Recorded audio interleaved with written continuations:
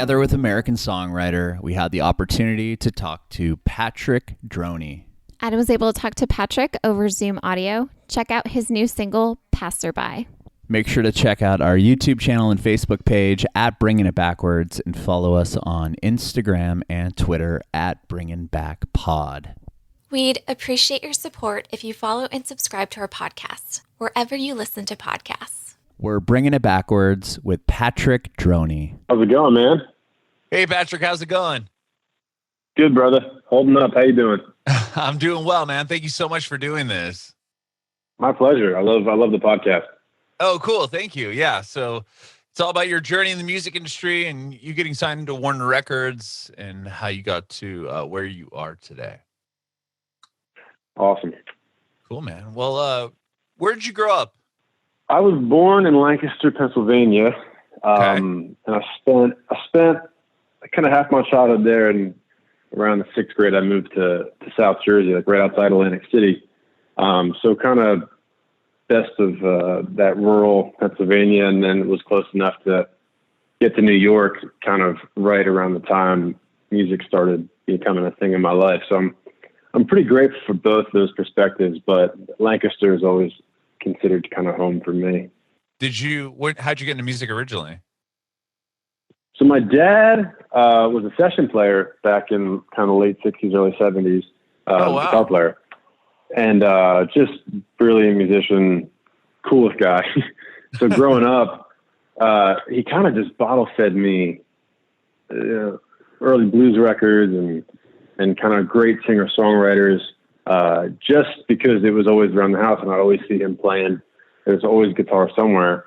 And then parallel to that, I also have a bleeding disorder, so I couldn't play sports as a kid. It really wasn't a thing. So the guitar kind of became this obsession for me. It was kind of a perfect storm of there's nothing else I wanted to do or really had an option to do. As a kid, I wasn't going to play football, but the guitar just kind of took over. And luckily, it was a really cool bonding thing between my dad, and I just kind of never put it down. Mm-hmm. How old were you when you picked it up? I was 7. Oh, wow.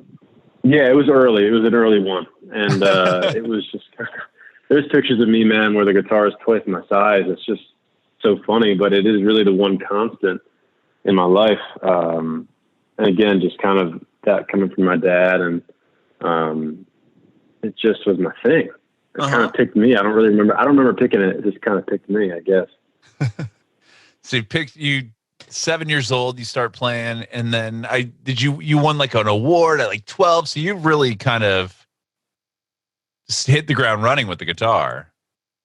It was interesting. It was before, obviously, social media, and kind of you see all these amazing little kids playing instruments these days, if you scroll through your feed. Oh, sure. And this is kind of like, it was before that time. And it was just one of those things where I was kind of one of those young gunslinger guitar playing kids who just kind of got a stage early on, really early on. And yeah, so when I was 12, I won the Robert Johnson Foundation New Generation Award, which was basically, Robert Johnson's son and grandsons and their foundation kind of sought out, torch holders for kind of their grandfather's legacy, and just kind of shining a light on young people who love blues music. And I happened to win that award, and I flew to Hazelhurst, Mississippi, and, played a festival that they put on, and they awarded me with the Robert Johnson Gibson acoustic guitar. And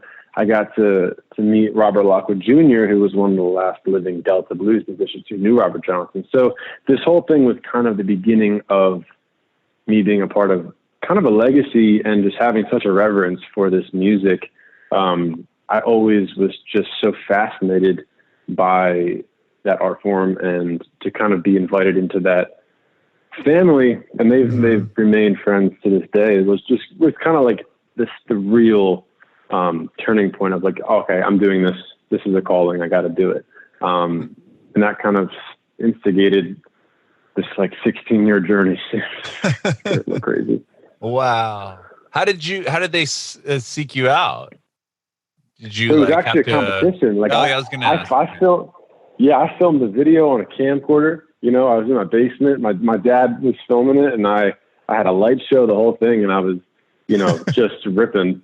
It's amazing. Like, it's such baggy, like, you know, pants, and it was it was a terrible aesthetic, but you know, it was just me and my dad having fun. And I remember waking up the morning we got the email and just being like, whoa, what's happening? And yeah, it was just really special. And looking back now, it really is a center point of my whole story. That kind of was what set the fire. And no matter where I've gone musically since, because I don't, you know, put out blues records, whatever I play, is that music is ingrained in every note that I play. And I do feel a responsibility to just, you know, continue however I can that legacy. Mm-hmm. Yeah, definitely. And with that, you know, with that award and kind of getting that spark, what was the next thing that happened for you? Yeah, so that kind of put me on a stage, and it was, you know, kind of moving to Jersey was the important part of that, because I was right around Atlantic City. So I ended up kind of just supporting all these acts that would come through the casinos. Oh, wow. And so, you know, I ended up doing a bunch of shows with B.B. King, and James Brown came through, and all these kind of things started happening. And then I ended up on the Experience Hendrix tour. So I was, you know, playing Red House with Robbie Krieger from The Doors, and Mitch Mitchell and Billy Cox, the Hendrix Experience. And then Chris Layton and Tommy Shannon, Stevie Ray Vaughan's Double Trouble behind me.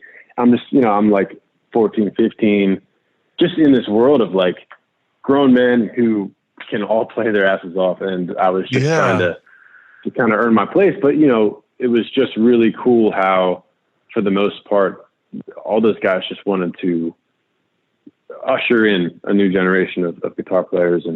But at the same time, I was really concerned and interested in songwriting, and not just being a guitar player, not just being even a sideman, you know what I mean? Being the guy, but telling a story.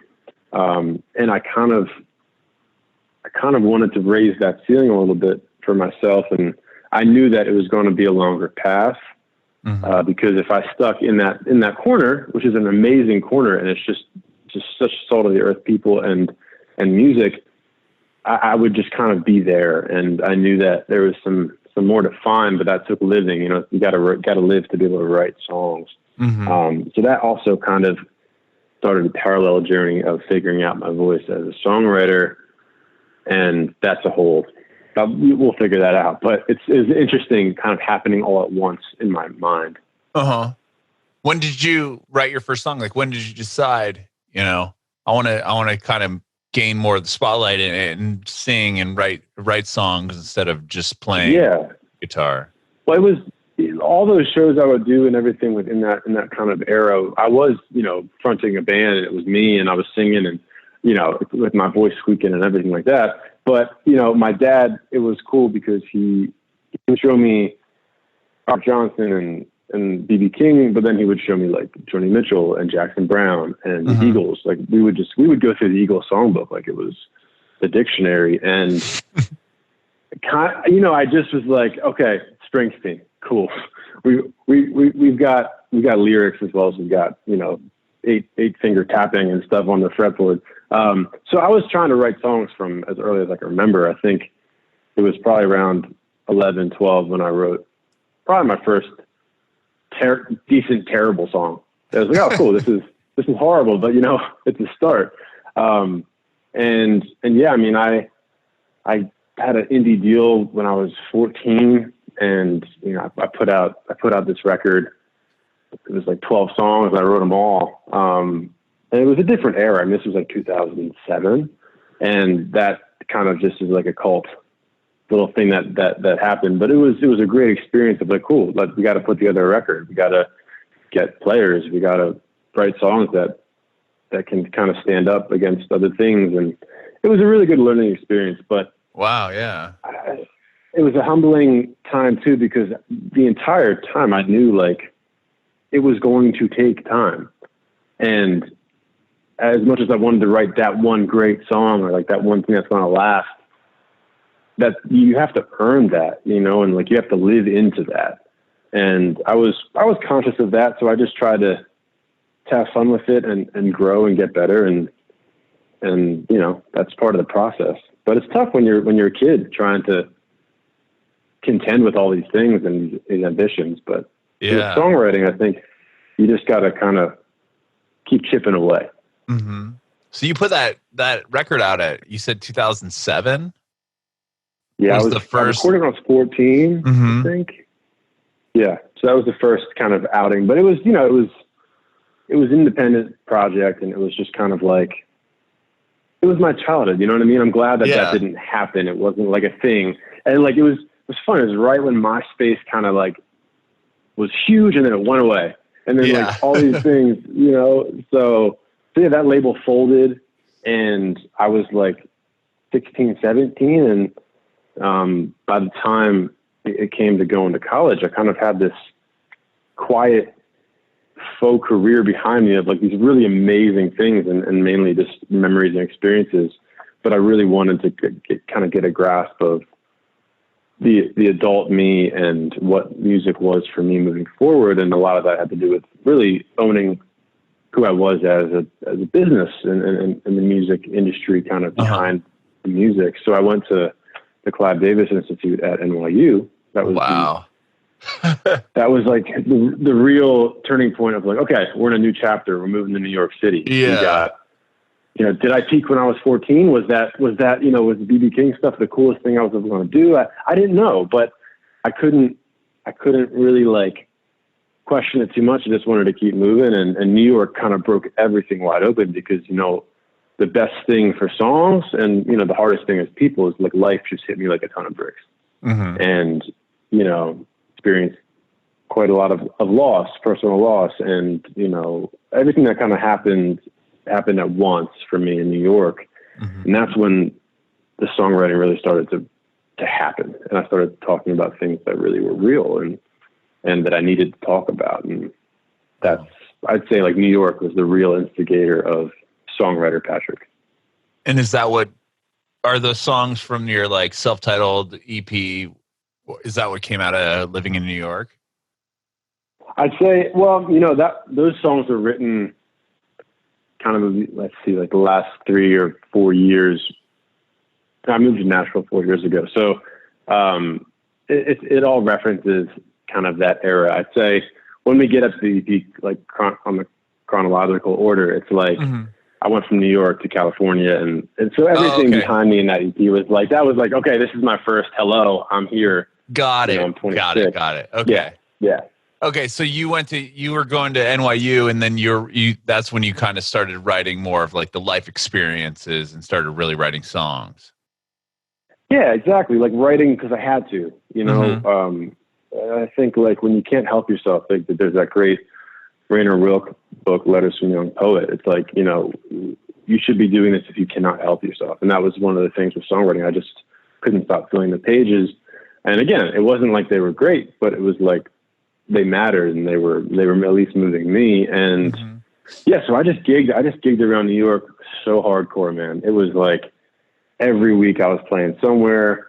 I had my head down. I was really immersed in you know, in production and learning how to make records and also just hustling in the business side of things. And then my junior year of college, I ended up getting a showcase for Lance Freed, who ran Rondor Publishing with Universal. And Lance's dad was Alan Freed, the great disc jockey who, you know, coined the term rock and roll. And Lance is this publishing just giant, and he really saw some potential in me and signed me to my first publishing deal when I was 19. So that was a real big moment. Oh yeah. How did they find you? So, you know, funny enough, I was taking a class on music supervision, and one of the guest speakers in the class and I connected, and she happened to work for Universal at the time and just helped connect me with Lance. So it was kind of a real chance meeting. Like if I didn't go to NYU, I wasn't in class that day, I wouldn't have met her. It's, you know, all those things you just can't you can't change a thing. Sure. And that, that led me to just taking a flight out to LA, and I played a showcase at the Hotel Cafe, and Lance was there and all the publishing people from Universal, and he signed me to a deal that was really special, because Lance is one of those true, like, kind of old school song guys. Like, song is king, songwriter is king, and all he wanted to do was cultivate what I was doing. And he just gave me the space and the time. And over that course of a couple of years, it was really kind of the incubator. And I ended up, working with Glenn Ballard, who became a mentor to me, and Danny Korchmar, who did like a lot of those Don Henley records and Jackson Browne records. And, I was able to kind of just have this circle of amazingly talented mentors. And I really took the time. I moved to Los Angeles, put my head down, and yeah, just kept the train moving.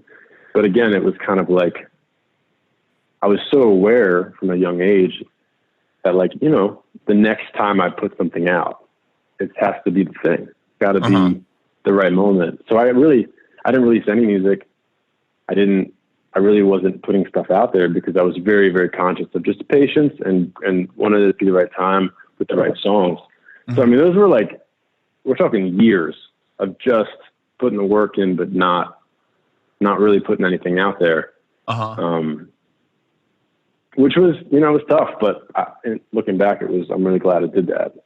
Yeah. So once you got the you fly it to LA, you play the showcase. Was that terrifying? It wasn't, because you've got to remember, like, whole life on stage, True. True. this is all I've ever known. Man, if I'm at a party, if you look at my, pre-COVID, if you look at my hands, I'm standing there like kind of playing guitar. It's like, that's my sweet spot. It's like my safety. It's like where I'm most comfortable. So on stage and doing that was just like, that's always second nature. And I think anxiety is a funny thing, because I certainly struggle with it, in many ways, but it really steals your moments. And you got to just know that when you're kind of following the thing you're meant to do and that you love, just be very conscious of being present. And I always believe, like, people who believe in you will show up. And if this doesn't work, it's just not the right thing. And that's okay. Music is so subjective, and you just need that one champion. So I was just always kind of up for the show. Like, let's go do it. And whatever happens.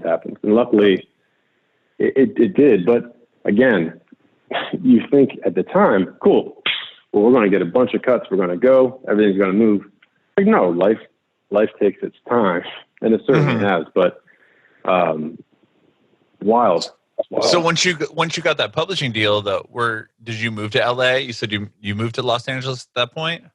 Yeah. Yep. I dove in, I moved to LA just because I wanted to be in it. I wanted to go to the studio. I wanted to see my publisher. I wanted to have those conversations. And, so many of those X factor things happened in Los Angeles just by being there. And again, life just happened. Like I could pick a million things of, like, have nothing to do with even music that I could trace back to why I'm here talking to you today. So always trusted my gut with those things. And LA is a funny place. I'm very influenced by where I am and my surroundings, like New York. I love writing about New York. It's like, it's every color on the color wheel.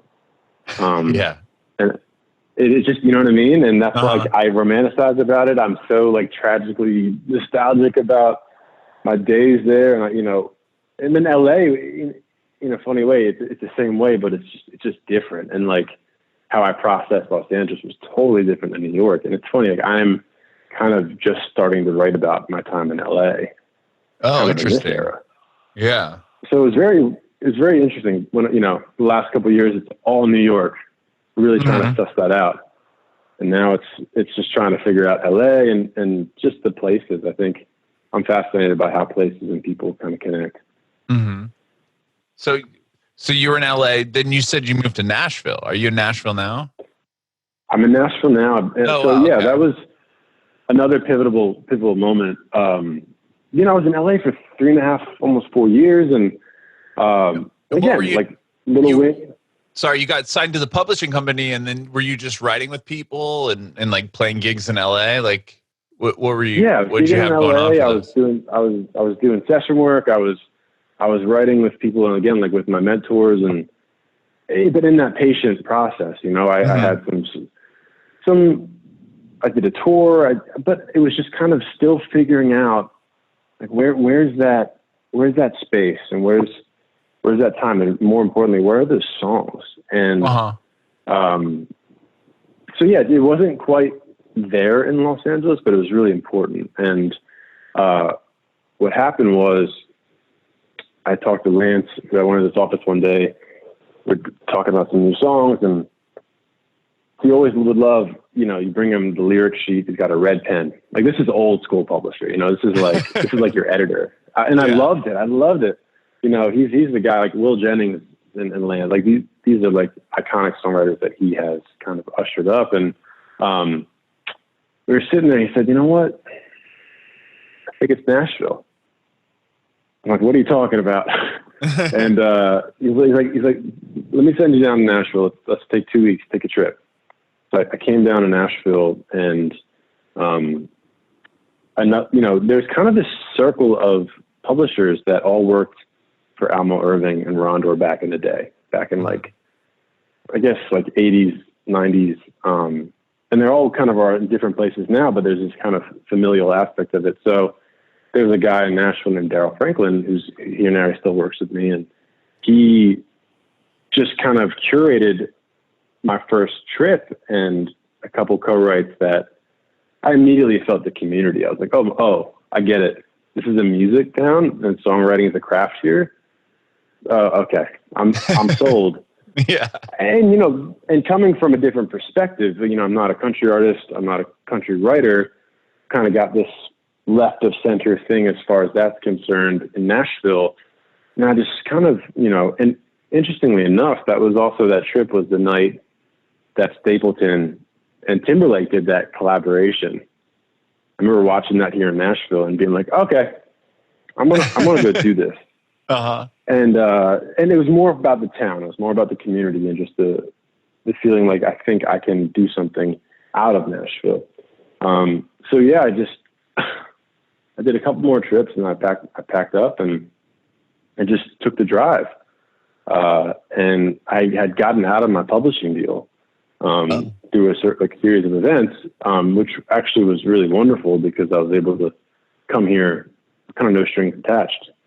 And I was pretty hardcore about keeping my publishing moving forward, and just trying to not come here and just sign another deal, stuff like that, but really kind of come here and not just take from the town, but give and just see what would happen. And I met, everything just kind of happened once Nashville came into the picture. I found my guys, like my band, and, you know, the guys that I play with, and just a circle of songwriters that, you know, I was listening to Caitlin Smith's interview with you. And, you know, like she said, it's like you kind of do this serial dating thing. And you're trying to find your tribe. And I feel really lucky that I found mine pretty quickly. That's good. And the songs just happened. It wasn't like it was just the co-writers, or it was just this, just that. It was just like I was finally able to have some space to really reflect, and then have a path to take that process and put it on the paper with people that I really trusted and love, and I felt like super seen by, and we're lifting the bar really. So pretty quickly, I mean, it was like hundreds and hundreds of songs coming out. Like truly, I mean, every day, either doing doubles or whatever, it was hundreds and hundreds of songs. And I met my management, and everything just kind of started coming together where I felt like, okay, this is the path. This is like my place, at least here. And that's where that EP started to come together. Okay. That's where it was, you know, I did this one show. I always kind of trying to do things a little bit differently. And I found this warehouse in Nashville, because everybody plays, Third Lindsley or like these amazing, beautiful venues. But I was like, I want to do something a little different. So I did a warehouse show. Nobody really knew what was going on. Like, they just had an address and it showed up, and me and the guys put on this show, and like everybody kind of started talking about what was happening, and I just said, all right, this is the time. Let's put together a project. Let's try to figure this out, and that's what became the Selftitled EP that I'm so proud of, and it's really kind of all those years. That's really where things started. Yeah. Was it difficult you said you were writing like hundreds of songs when you got to Nashville, and even prior to that, was it hard to narrow down the 5 songs you're going to put on the EP? Yes and no. There's something that happens. Certain songs just make themselves known and they don't go away. So you write a song in a day that you're super pumped about. It's like maybe you got a really cool production thing, or you think, that's all good. And I think a lot of us kind of are guilty of that first week facade. I'm like, this is the best song I've ever written. I'm telling you, this is going to be the single. But the reality is songs have to live and breathe, and like anything, like wood, it's got to settle in. And the songs that ended up making the EP are, for the most part, songs that really stuck around. I play them at shows, and they just wouldn't go away. They'd feel so good with the band, or they were really important to me about the subject matter. So, I mean, maybe with the exception of one that might have been recent to the recording, it was all pretty much like, these have to be on here. But with that said, there's like, I could have made 20 different EPs with 5 songs that were different every single time. I remember we had a big whiteboard, and my managers had each song like cut out in a piece of paper and a magnet, and this whiteboard was just filled with song titles. I'm like, this is just not going to work. That's hilarious. Yeah. That's how you had to narrow it down. Okay, I've got 100 songs on this whiteboard. Let's figure out the 5 that we're going to go with. Yeah, man, it's funny. It's funny, but the 5 that we did go with have all just had really kind of beautiful place in my journey, and like been really wonderful to watch people connect to them. And I wrote Ruined with Sarah Buxton and Ian Fitchick, and when I started working with Ian, I mean, he's just one of the most like prolific instrumentalists and musical minds that I had met at that point. And there was nobody I really wanted to make this EP with besides Ian. So I just asked him if he would do it with me. And, we just went into the studio and we cut it all real fast. And actually, but Ruined, we had actually tracked that song like a week after Sarah, Ian, and I wrote it. Ian just said, "You want to go demo this song on my buddy Conrad's house?" And it was like, we had all had maybe even doubled the day that we went and cut this. And we went to Conrad's house. We got this really cool studio in his backyard. And, I just like took the guitar, plugged it in. I got mic'd up. Ian went to the drum kit. And that first take, that one pass is the record. Ian just my gosh. He threw piano on it. Sarah sang with me. And I think we overdubbed B3 the day that we actually went into the studio. But that is the exact recording from the night that we just said, let's just kind of put this down. It didn't change a thing. Wow, that's incredible. So those are really cool moments, and those are really cool. Yeah. It's timestamps, and then you have songs like High Hope. Yeah, that just went crazy for you. I mean, they all pretty much did. Well, in their own ways, and like again, it all felt like super organic, and there was a real grounding of everything. It wasn't like anything happened very fast or very massive. It was just like it was given its time. And with High Hope, we of course got the Grey's Anatomy sync, which was just brilliant. It was so amazing, and it was a lot of the song, and it was in a pretty pivotal scene at the end of a show. And just watching what But that still does, you know, because a lot of music I found growing up was from TV shows. You know, that was like kind of my generation too. Like I was watching Grey's Anatomy and hearing, you know, songs that I fell in love with and kind of idolizing like Alex Patsavas and, you know, all these music supervisors that were curating my soundtrack of my teenage years. But yeah, so it was, every song has its own special moment, but man, yeah, I love that little EP. Yeah.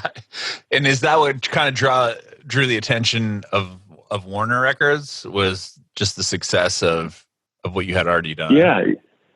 Yeah. So we had done the EP with independent. It was through AWOL with Cobalt, and it was very grassroots, but you know, we got things moving, and it turns out like every show I was playing, we were selling out, and wow, it was just really, really just like, what's happening? And then, you know, Stand and Deliver ended up on like the top 10 of the viral chart, and so all these things were percolating, but it was really cool how Warner came into play, because I mean, we were just playing and kind of following this train of the EP. And at this point I was like, everything's passion based. So like anybody who's involved in my circle is just, I know their true colors. I know what they're looking for, because we all kind of have a similar mindset of what we want out of all of this, which is generally just like putting something that matters into the world and trying to, you know, make a positive effect in whatever we're doing. But yeah, you know, Aaron Bayshuk had just taken over Warner Records with Tom Corson, and you know, for a while, his A&R, Patrick Waters, who's a really great A&R man, and Aaron's one of the best there is. You know, they'd been following what I was doing, and it was just, they were true fans. It wasn't like it didn't feel like a play, you know, it just felt like, we love what you do and we want to be a part of it. And that's cool. You know, I had a couple meetings with Aaron, and, you know, I got to sign my deal in the original Warner Brothers office before they moved to downtown LA, which was really, you know, symbolic for me, like the history there. And yeah, you know, what a dream, because you have these amazing people who are trying to facilitate your dream coming true, your voice being heard. So, you know, it's such a long time coming, and it's just the beginning. So I just feel grateful to be at the start, because this really is just the very start. But those moments are really validating, and, you know, getting to play late night as an independent artist doing Stand and Deliver with Seth Meyers, it was like, I mean, my family's in the backstage, and we're all crying, because it means something, you know. It's, anybody who kind of works hard for a dream that is not promised at all. All these little things are just really big. So I guess all I'm trying to say is there's a lot of gratitude behind just even being able to play music at all. Yeah. Wow. I mean, when you put that EP up on Spotify, like, how quickly were you seeing like this insane amount of streams? I mean, like we released Stand and Deliver first with zero lead on anything, and that immediately got New Music Friday. And I was just like, wait, what? I was half asleep just scrolling through, like kind of laughing to myself, like imagining if my name was on there. And then I see my name, I was like, you gotta be kidding me. But then like pretty quickly, like a couple of days later, we're kind of climbing the charts on the viral side. And then we just released kind of a couple songs of the EP after that, and just watching it grow. But I can't explain it. It was just one of those things. Like, people just cared. Yeah, that's exciting though. Wow. I was so exciting. I was just starting to find my fans too, right? Like, it's your family. These are people who want you to win, want to hear what you have to say. And it was just, that was the coolest part for me. And then playing the shows after the EP came out, and actually, I'd played shows all my life, right? And it was like, great. But when they're singing your songs back to you, that's just like, it's my favorite feeling ever, is seeing a stranger like mirroring what I'm saying. And we're both experiencing those words in the same but different ways. Oh yeah. Wow. Yeah. So you saw, Crazy. immediate like results. So you put the EP out, you're getting these crazy streams, and you said you're selling out crowds. You're selling out shows and people are singing your song back. So that all kind of picked up pretty quickly then. Yeah, pretty quickly, but again, like all relative to what was going on. Like it was just from just being in, like I said, like that kind of incubator of the writing room and years and all these things. It was like, okay, I'm stepping out and the people are showing up, and that was like all the fuel that I needed to just jump in. And I guess that EP came out 2 years ago, 2018. So it's been a really amazing 2 years, and totally. And here we are putting more music out and getting ready for the next thing, and different times, obviously, but still happy to be doing it. Yeah. So you have a new song out, Passerby. Tell me about the new song. Do you have a record coming out? Yeah. So this is kind of we put out a song called The Wire in February, and that was my first outing with Warner. Okay. And that was really special because it was I produced it myself and my buddy John Stark, who wrote the song with me. And, it was like, that was the first go with this new team. And we were just about to hit the road. And that was it was really exciting. And the song was done really well. And it kind of was the first outing for this kind of upcoming project. And then COVID hit, we were mid-tour. Oh, wow. You were on the road when it happened? On the road, man. It was really wild because we had gone out. We were doing like two months, maybe a little more than that, of this tour. And it was so great. Like we were so excited to play. And, again, we just put out a single and everything was moving, but this was kind of percolating, and we kind of felt like we were just missing these cities. Like we'd play a city, and then like 2 days later we'd hear that was like the new city where it's hitting or it's happening. Oh, wow. Yeah. And then by Chicago, which is like right in the middle. That was our last show. And you could just, I wasn't comfortable. I didn't want to put my fans in any risk. We didn't really have the education in the beginning of this tour, else we just wouldn't have done the tour at all. Right. But, yeah. Nobody. Yeah. Nobody knew, but it was real time. It was really crazy. But so, yeah, I actually just saw like my bass player for the first time since the tour. So I haven't seen him in like 4.5, almost 5 months. Wow. Just the other day. So anyway, Passerby is a song that we released this past Friday, and it's also like the first release amidst this new time. So it's been really a nice thing to look forward to, and to be able to give, fans new music and something to maybe lift them up, just shake it up a little bit. So that song, very fascinating how it all came about. I wrote Passerby with my bass player, Christian Harder, and Wayne Hector. Wayne is an incredible writer out of the UK, and wrote a song called Passerby, loved it, sent it over to Aaron. Aaron loved it, really passionate about it. But there's another song of mine called Always Looking Back that I had written with Sarah Buxton. That's kind of like one of those classic songs of mine that never really went away. I kind of told you about those songs that just kind of stick around. And Aaron, being the really great song guy he is like, I have a task for you. I want you to put these songs together. And I was just like, oh boy. Okay. Cause it's hard enough to write one, and then to try to put something as like a duo, into one thing was a tall task to my mind, just cause I couldn't quite, but he was right.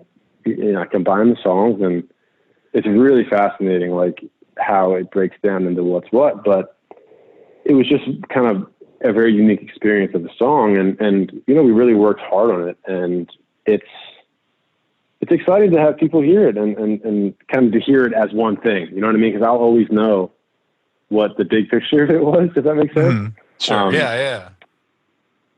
So it's been really, really, really fun. And this is the start of a project. I mean, we're working on an album, and we're kind of going to be putting it out in parts a little bit, and just a lot of new music coming at kind of a constant flowing pace now that this has started. So it's, for me, as far as like the productions go and making these records, I'm sweating because I'm working real hard, but it's really exciting because it's, what an opportunity to be able to make music and know that it's going to be heard.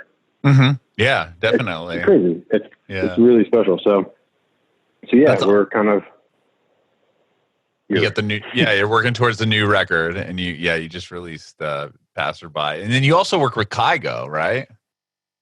Yeah. So we just had the Kygo record come out last month, which was great. I wrote that song like almost a year ago, and wrote it with kind of that in mind. I knew Kygo was working on a project, and we kind of went in, and I just wanted to make sure that I wrote a song that still had Patrick Droney in it. That was like a song that I could absolutely cut on my own. Mm-hmm. Because, you know what I mean? Just to really have me in the song. So when it actually made the record and they told me it was coming out, I was just really thrilled because I love the song, and what a great opportunity to reach a new fan base. And I mean, Kygo's he's massive. His fan base is humongous. I can't even believe it. Like, just watching how quickly they rack up streams for him and like all across the world. And how that has a song that almost has 1 billion plays on Spotify. I think he has like a few of those. It's like it's really wild. So super grateful, and again, a lot of as songwriters, a lot of what happens in real time, like these great moments or things coming to fruition, are all things you've worked on like maybe a year or 2 years in the past. It's kind of at that window. And so sometimes you can feel like, man, what am I doing? What's happening? Like, we're working on all these things, and then something happens with, oh, well, that thing you did that you worked hard on behind you is in front of you again. So it was a good reminder of like, wow, cool. Just keep working, keep making things, and it will find its way if it's meant to. So yeah, what a cool experience, and even with Passerby, just seeing a handful of new faces and people consuming that and making it part of their lives because of the Kygo stuff. So very grateful for it. That's amazing. I mean, to see your name next to some of the, One Republic and Whitney Houston, all the people that are Tyga, those people that are on the record, that's pretty amazing. It's brilliant. It's brilliant. And it's nothing short of just amazing when you think about the breadth of what is behind, like, kind of what works. It's always kind of moves me to talk about the story because everybody has this kind of story, there's that really cool, I don't even know if it's a real word, but sonder, where it's like anybody you pass has a life as infinitely complicated and, interesting as your own, filled with like all these passageways to like how they came to right now. So it's always cool to take a second, no matter where you are, what you're doing, whether it's music or anything else, to remember, like, you might not be where you want to, you might not be like where you want to go yet, but the younger you looks at you now and would be very proud. Sure. I like that. Yeah. It's looking back at your 12-year-old self, would you imagine yourself being, having a song with Kygo or putting out these records that are getting 10 million plays and it's really special. And I look at life like a flip book, like, when you flip through these pages very fast and there's a lot of them, you see a moving picture. But if you just took a couple, it might not look like anything's happening. And I always remember that, like, take a zoom out, and that's this kind of stuff that keeps me moving. I love that. Have you been doing have you played Passenger to the World yet? Passerby to the World yet? Like, have you gone on like Instagram Live or done any of that stuff? during the quarantine? Yeah, I did a live just the other day, actually. And I did play Passerby for sure. And then, you know, I definitely want to find a way to give my fans a show in this time, you know. So we're talking about doing some things in a little more of a way, you know, more produced way to actually, like, I want to play a show, even if it's online. Like, I want you to see the show, because that's such a huge part of who I am. But definitely still navigating that whole side of things. Even on the writing side, just, you know, working via Zoom laptop and yeah, and you really take for granted just the air in the room when somebody else is with you. Even the silence is different when somebody's just here with you and you're both chasing something. I think it's just been a learning curve for all of us, but I think there's innovation to be found in that and inspiration to be found in that. I'm really, like, proud of everybody that I know who's just trying to work through it in any medium. And I'm actually really just excited to see what comes out of it all, you know. But I've written some really special songs that I love in this time, and Amazing. The creativity part of it took a second. I mean, I went and quarantined at my parents' house in PA and just, like, kind of lived in the basement and brought my studio. Oh, really? plugged and plugged away. The next song that's coming out is actually something that I produced just in their basement, you know. So wow, you just make it happen. that's amazing. I'm really excited to hear those ones. That's awesome. And I love Passerby. Just your vibe, man, is really dope. I really love what you're doing, and I appreciate you talking to me today. And I have one more question for you. I want to know if you have any advice for aspiring artists. Absolutely. I think, like, I try to throw them in this whole conversation. I was going to say, you kind of been doing that the whole time. I don't know if you can sum it up. Well, I say, yeah, man, I think I touched on a lot of things that I would just generally say, but for an aspiring artist or songwriter, it's just, number one, you got to do the work and not look for the prize. The prize is actually just the doing. And over time, you will kind of walk into those answers, and trust that you will find your voice. But you have to, you know, one of the best words of advice I got was from Danny Korchmar, who got this from Thelonious Monk, who he wrote a list of I think like 30 pieces of advice for session cats. And it was like, one of them was, style is what you can't do. And I love that, because so many times we think, you know, it's all about what can I do? How can I get better technically at this or that? But, you know, your limitations are also what makes you just as much as what you can do. So, like, when you get frustrated in those moments, it's just kind of lean into the intricacies that just make you. And you'll find your people. It just takes the time. But I'd say rewind and try to find the nuggets that I threw in here organically.